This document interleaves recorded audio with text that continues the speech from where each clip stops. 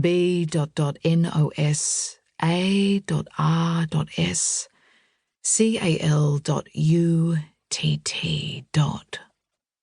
Well travelled. It was addressed to him, Antonio, the youngest of the Carvalhos, Master Antonio Mateus Carvalho Cabral. He watched open-mouthed as his father, João, checked the shipping label twice before finally undoing the strap and raising the lid. It was full of books. Not a brick in sight. Halfway up the hill, as often lately, the old donkey Benita suddenly pulled up short. João and Marcelinho got out of the cart and began to walk, Antonio taking the reins. His mother, Rosa, at his side, offering a steady stream of advice and encouragement. The beast could hardly put one hoof in front of the other by the time they crested the hill.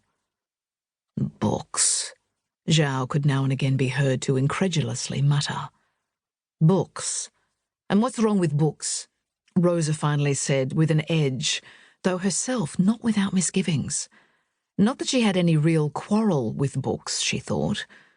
Why, Antonio was always with his nose in one. But a whole chestful?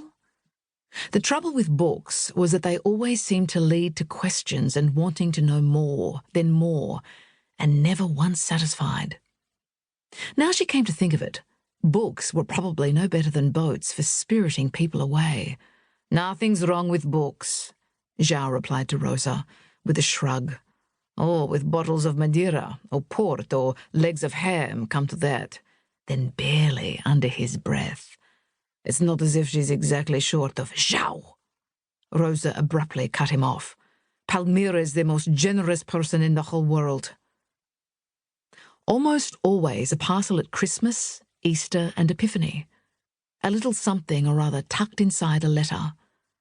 As if letters and presents could make up for the sisters' separation. Books, Marcelinho thought, trudging beside his father. Antonio would have liked it if he'd read books, whereas João wanted him to be just like him and work in the vineyard. Rosa had always wanted him to be an altar boy, despite his size, or sing in the church choir when he couldn't keep a note. He'd never been one for books, but he didn't mind presents. As long as it wasn't another hat on his name day to replace one lost. More a reproach than a gift. Or another pair of socks, or woolly jumper knitted by his mother, but something special, just for him.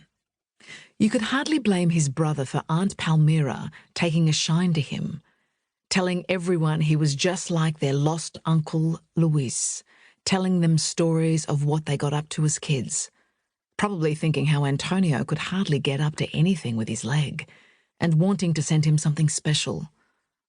Probably sour grapes, Marcelinho diagnosed of himself, this achy, forlorn feeling. Word had got out.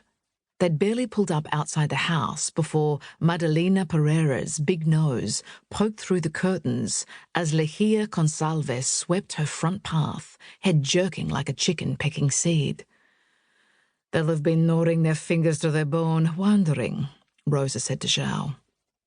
It took some time to manoeuvre the chest through the front door, down the hall, into the kitchen, neighbours popping in to offer advice, encouragement, tales of other such unexpected gifts. Thought they were aiming to stay for supper, João said when the last had gone. He gave Antonio a gentle little shove. All yours, lad. Get to it. Resting his stick on the chest, Antonio picked up the first book he laid eyes on, enticingly thick, covered in brown leather, pages edged with gilt.